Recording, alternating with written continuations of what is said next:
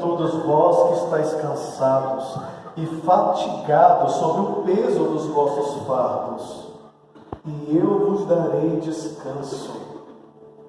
Tomai sobre vós o meu jugo e aprendei de mim, porque sou manso e humilde de coração, e vós encontrareis descanso, pois o meu jugo é suave e o meu fardo é leve.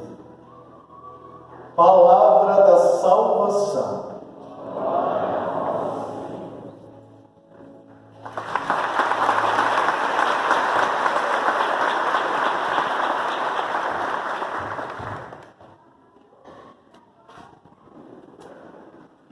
Podemos sentar.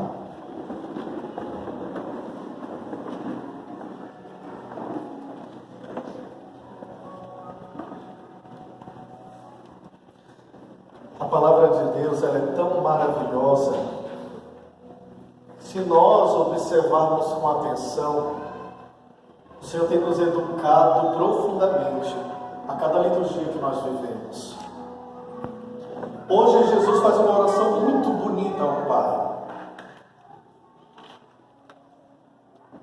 Você reza? Você costuma rezar em casa? Jesus também rezava, olha que coisa bonita, né? Vários momentos a liturgia, ou melhor, o evangelista nos fala das orações de Jesus. Ele está rezando ao Pai, está dizendo: eu te louvo, ó Pai, Senhor do céu e da terra, porque escondestes estas coisas aos sábios e entendidos, revelastes aos pequeninos, porque assim foi do teu agrado.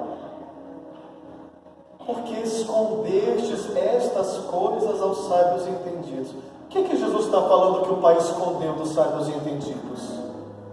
O que o Pai escondeu? A uns e revelou a outros. E por que fez desse jeito? De cara, a gente vê que o Pai tem uma predileção para aqueles que têm um coração humilde, os pequeninos, aqueles que não se sentem acima dos outros, aqueles que não têm sobre si uma falsa imagem. Quem é que tem uma falsa imagem de si mesmo?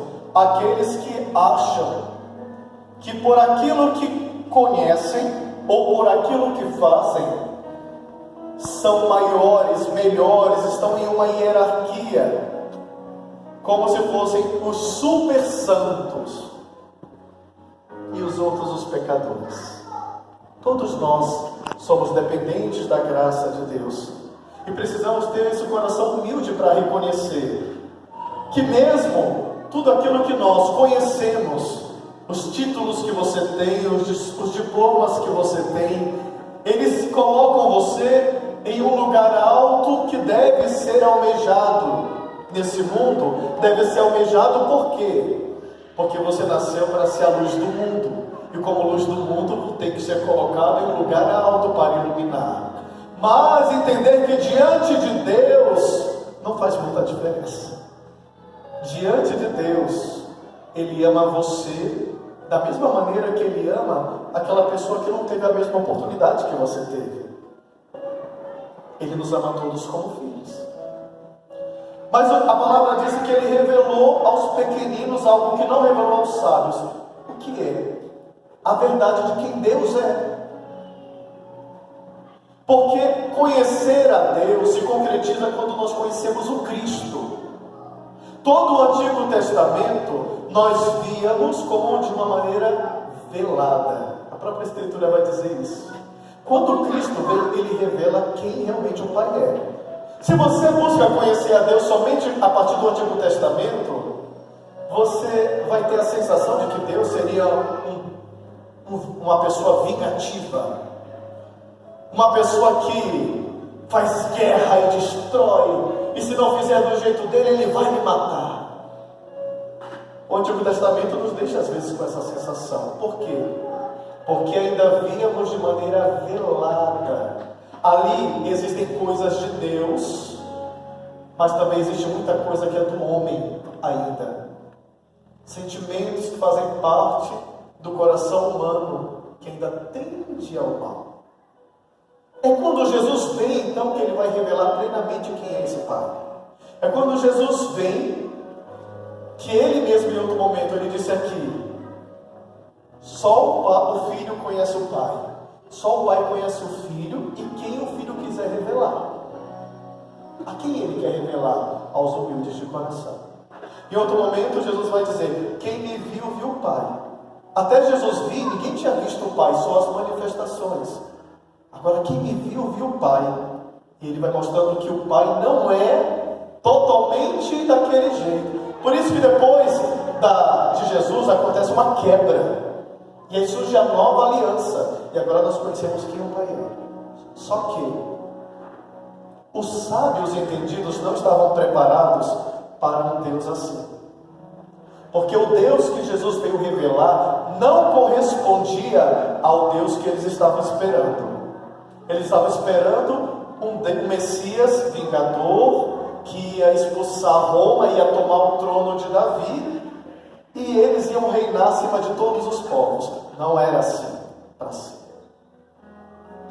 E desde o começo, quando Jesus vem, ele revela para nós isso, que aqueles que acham que sabem muito, não conhecerão quem realmente Deus é, porque Deus não se enquadra nos nossos conceitos.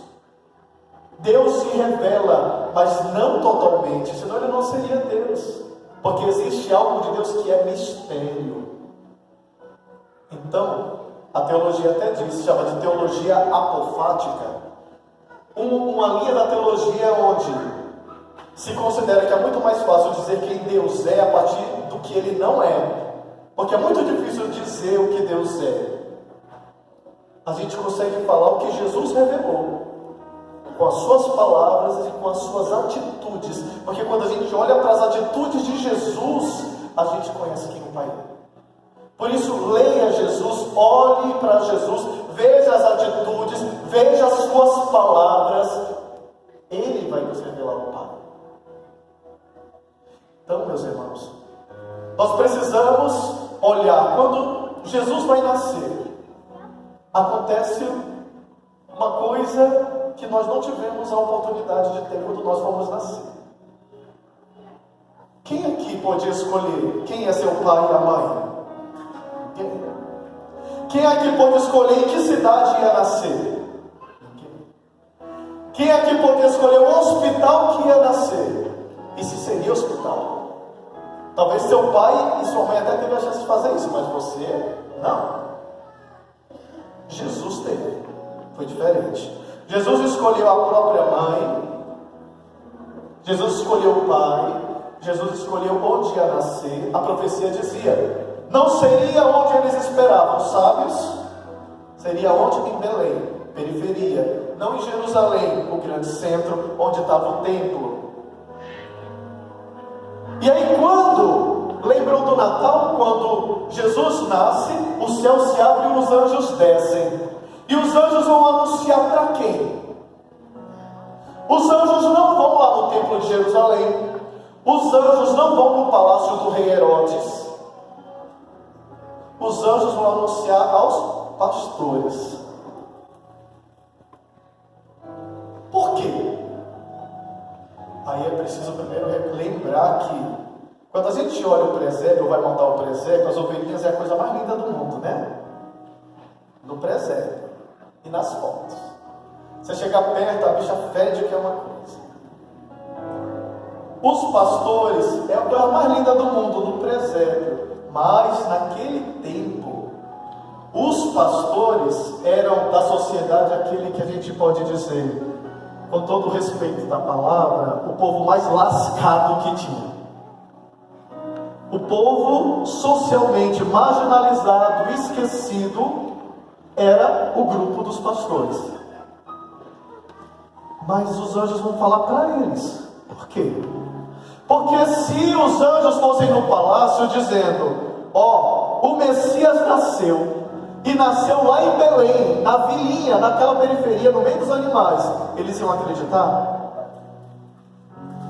Se fosse falar para o rei, que o rei dos reis nasceu e está lá, não tem nem cama para ele, o rei ia acreditar?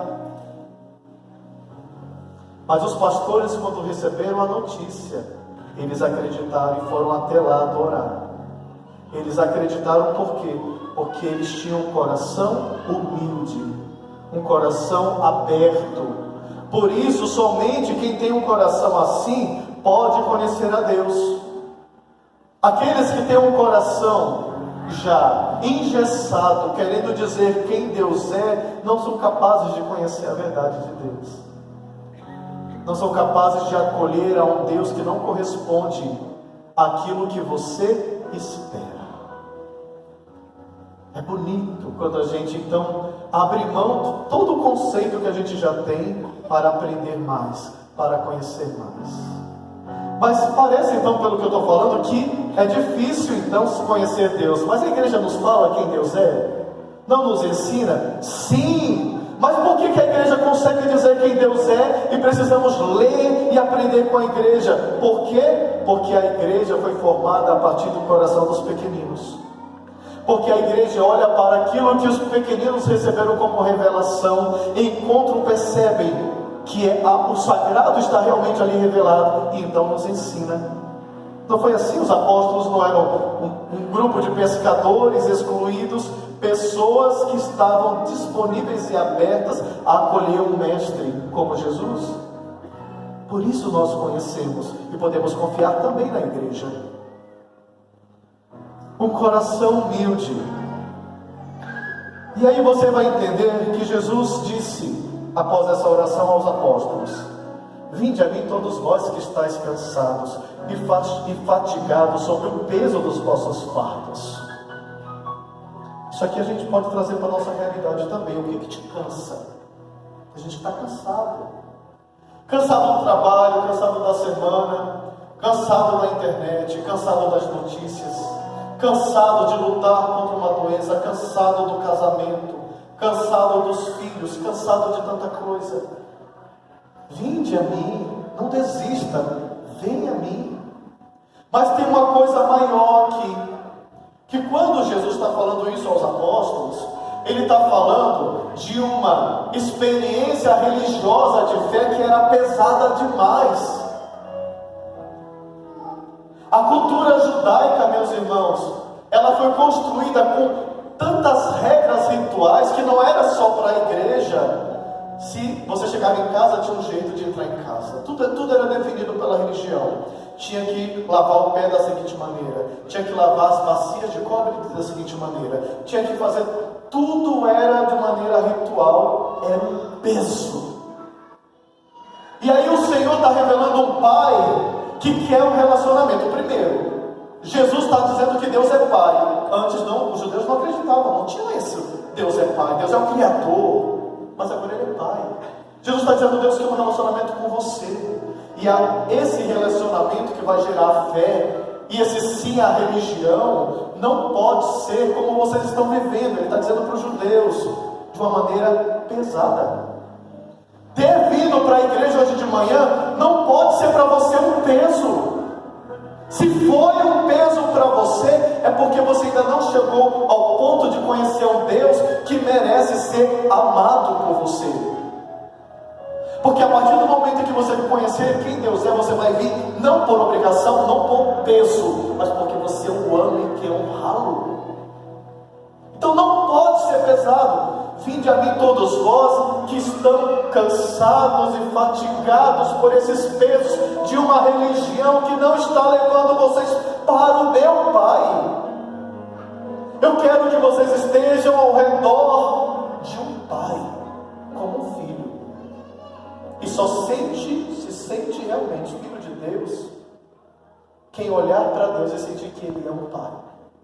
Um Pai bom. E um Pai bom. Vinde a mim todos vós, porque o meu jugo é suave e meu fardo é leve. O que é jugo, gente? É a resposta mais rápida de dar. Bom, jugo deve vir de julgamento, deve vir de julgar. Então Jesus deve estar falando que quando Ele olha para nós, Ele não vai nos condenar com tanto peso, não vai julgar com tanto peso. Será que é isso? Porque para nós é uma palavra não tão usual. como era para os apóstolos que estavam escutando aquilo, porque na realidade rural que eles viviam, todo mundo sabia o que era um jugo. Alguém aqui sabe o que é um jugo? Sabe, homem, o que é um jugo? Exatamente, temos um fazendeiro no meio de nós. O jugo é exatamente aquele instrumento de madeira colocado no pescoço do boi para ele puxar a carroça. Aquilo se chama jugo. Então, a religião como estava sendo vivida colocava um jugo pesado demais. Ficava arrastando, as pessoas se sentiam se arrastando para viver aquilo que Deus estava pedindo. E aí Jesus está falando: venha a mim, porque o meu jugo, ele é suave, o meu jugo, ele é leve. Então você não pode viver a tua fé, meus irmãos, fora da dimensão que Cristo nos revelou. E aquela que Cristo nos revelou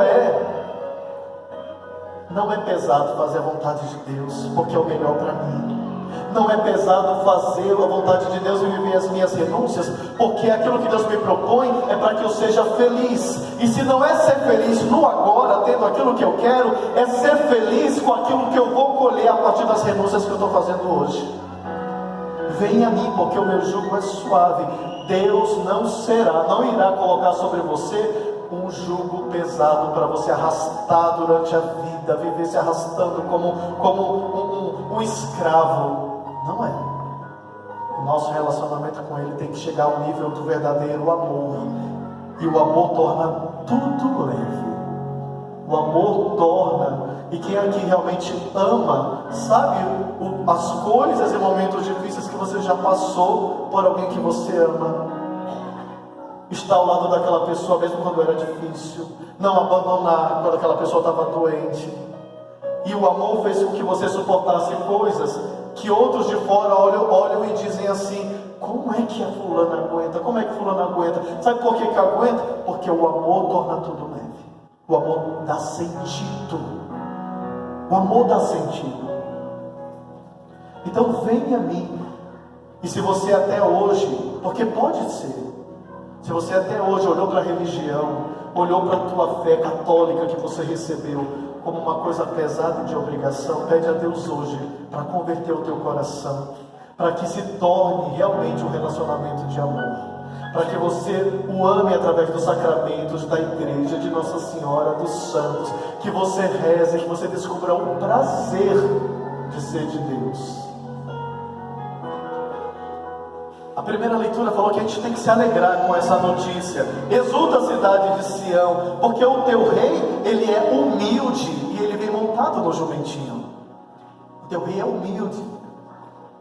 Então exulta, se alegra.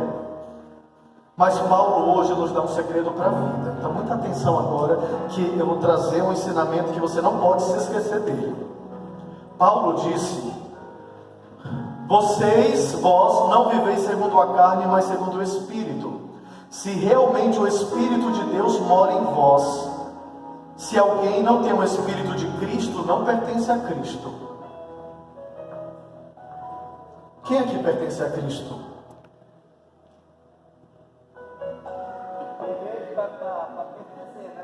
Quem aqui pertence a Cristo? Isso, gente, assume. Se você realmente pertence a Cristo, é porque o Espírito de Deus habita em você. E todos aqui batizados receberam o Espírito Santo. Então não deveis viver segundo a carne.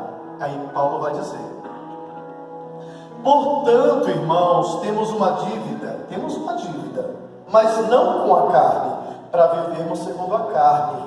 Pois se viverdes segundo a carne, morrereis.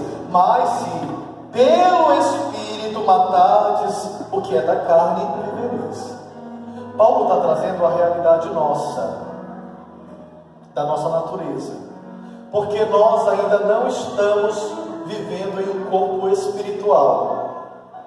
Por isso Jesus vai dizer que quando nós estivermos junto de Deus, seremos semelhante a Ele, porque receberemos um corpo glorioso, receberemos um corpo espiritual. Mas agora o nosso corpo, ele é dual, carne e espírito, ok? Você tem carne e você tem um espírito. A tua carne faz parte da natureza desse mundo e tem vontades próprias. Guarda isso. A tua carne, vamos dizer juntos assim, a minha carne tem vontades próprias. Okay. Isso é o que nos faz parecer com todo o resto que foi criado. Pela concupiscência que a gente chama de pecado original, a nossa carne tem uma tendência também ao que é mal, ao que é bom e ao que é mal. Nos faz parecidos com toda a criação. Por quê? Porque toda a criação recebeu também uma alma, só que a nossa humana foi diferente, ela é diferenciada. Existe uma hierarquia da alma. O que é alma? Alma vem da palavra ânima, que significa vida, é a essência da vida. Tudo que vive possui alma. Talvez você não sabia disso. As plantas têm alma. Deu um nó na cabeça agora, né? Você achava que só você tinha alma. As plantas têm alma. Tem alma porque tem vida. Alma vegetativa. Não tem nenhum tipo de consciência, mas existe uma vida que acontece, existe uma mecânica biológica que mantém essa vida, uma ordem natural. Os animais irracionais, se teu cachorro, gato, cavalo, tem alma, na hierarquia estão um grau mais acima. Por quê? Eles não têm consciência, nem de si, nem a capacidade de racionalizar conscientemente. Eles são movidos por impulsos, mas eles estão numa categoria a mais. Então até emoção eles têm, não é? Quando você chega em casa, quem tem cachorro, chega em casa, ele abana o rabinho, é uma festa, né? Não é? Não tem sentimento? Quem tem cachorro aqui sabe, no dia que você está triste, parece que ele sente e fica tristinho do teu lado, ou fica tentando te animar, porque ele tem uma alma também ali. Só que a alma deles não é uma alma imortal, a nossa é. Não é uma alma que tem capacidade de consciência e racionalização. Nós então recebemos aquilo que é o de mais rico e primordial, uma alma imortal, e a capacidade que era só de Deus, Ele dividiu conosco, de poder pensar, refletir e escolher, nos deu livre-arbítrio. Então nós temos, meus irmãos, um corpo carnal, uma alma e o espírito, que é o lugar mais íntimo onde o próprio Deus habita em nós. A nossa carne tem vontade própria, nós dissemos ainda agora. Mas isso não significa que ela deve ser obedecida em tudo que ela quer. E ela vai se levantar e vai ser a vida toda assim. Estou falando agora já para que você não passe a vida se sentindo tão mal pelos desejos que você tem. Porque a carne vai desejar. Só que você não pode virar igual um animal irracional. Na alma do animal irracional, ele pensa se ele pode ou não fazer algo. Se ele está com vontade, ele só faz. Pensa comigo, você está com um cachorrinho em casa com fome. Aí você, bobo, deixou um prato de comida com pedaços, uma coxa de frango. A altura dele saiu para pegar alguma coisa. Ele vai olhar para aquele prato e falar assim: ai, a comida da minha dona. Não vou pegar que a bichinha está com fome, chegou do trabalho cansada. Ele vai fazer isso? Ele vai lá abocanhar, quando você voltar, ele já está só o osso. Nem o osso, não é? Porque ele não recebeu aquilo que nós recebemos. Ele não vai conseguir pensar. Mas você sim. Agora, quando a tua carne levanta os seus desejos, ela tem vontade própria, e você começa a pensar como o mundo: eu preciso fazer tudo o que eu quero, eu estou com vontade, eu desejo. Nessa hora, você se rebaixa ao nível dos animais irracionais, vivendo movido pelos teus impulsos. Nós que recebemos uma alma, precisamos olhar o que a carne deseja com paciência, entendendo, faz parte da minha biologia, eu tenho vontades e desejos. Agora, após isso, poder escolher.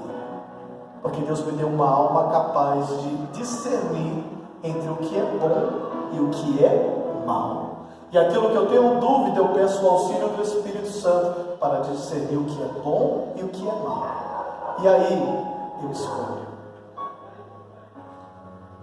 Por isso você agora vai entender porque Paulo disse assim: nós temos uma dívida, mas não para com a carne, para vivermos segundo a carne, que você já aprendeu que tem vontade própria, mas para viver segundo o Espírito. Nós temos uma dívida, mas não para com a carne. O que Paulo está falando para nós? Esforça um pouquinho, tenta entender. Não levante a mão. Quem aqui está endividado?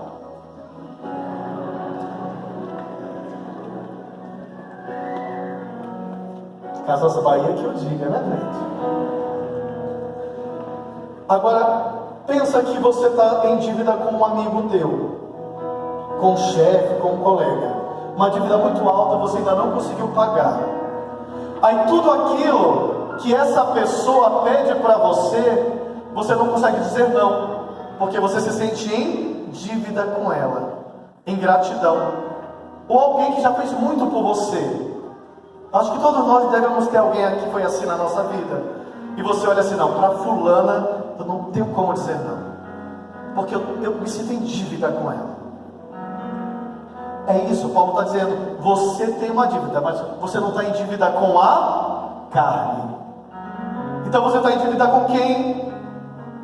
Se eu não estou em dívida com a carne, ele está dizendo, eu não preciso fazer tudo o que a carne quer, eu posso dizer não para a carne, mas eu estou em dívida com o Espírito, eu estou em dívida com Deus, que pagou o preço do meu resgate, da minha salvação. Então eu preciso me esforçar para fazer a vontade de Deus. A minha carne vai continuar se levantando, e toda vez que ela se levantar com a vontade contrária, vai ser difícil, vai doer, eu vou ter falha. Mas depois que ela se levantar, no final eu posso escolher, por mais que eu quero, mas eu não vou fazer. E nessa hora, a graça, o sobrenatural, a santidade, a liberdade chega para você. Porque liberdade não é fazer tudo o que eu quero, mas é a capacidade de escolher, discernindo o que é bom e o que é mal. Jesus não disse, como o mundo fala, meu corpo, minhas regras, eu faço aquilo que eu quero, a hora que eu quero, porque é a minha vontade. Isso são os animais irracionais. Mas a palavra de Deus diz que Deus nos fez livres no Espírito. Nós somos chamados a não ser mais escravo da carne. Quando você faz tudo simplesmente que tua carne quer, você não é livre, você é escravo dos impulsos e da carne. Mas nós somos chamados a viver livres no Espírito, atuando sobre essa carne maluca, cheia de impulsos loucos, que nos deixam maus ou lençóis às vezes. Atuar sobre isso. Compreendeu? Então chamo você hoje com essa palavra a maturidade espiritual, a ser capaz de olhar melhor para a vida e discernir, e pedir o Espírito Santo para fazer você livre no Espírito, lidando com essa carne que você tem. Fecha teus olhos e ora pedindo a Deus essa graça. Senhor, a tua palavra mexeu tanto hoje no meu coração. Eu quero